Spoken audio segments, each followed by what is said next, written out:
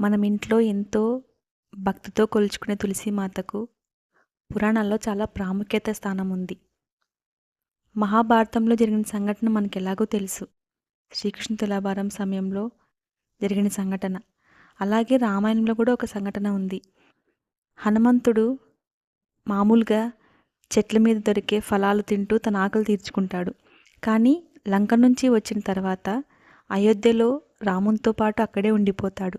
ఆ సమయంలో ఒకసారి సీతామాత వంటగదిలో వంట చేస్తూ ఉంటుంది. ఆ సువాసనకు అమ్మ నాకు ఆకలేస్తుంది అని చెప్పేసి అడుగుతాడు. అప్పుడు సీతామాత వడ్డిస్తుంది. ఎంత తిన్నా కూడా హనుమంతుని ఆకలి తీరదు. సీతామాతకి ఏం చేయాలో అర్థం కాక రాముణ్ణి అడుగుతుంది.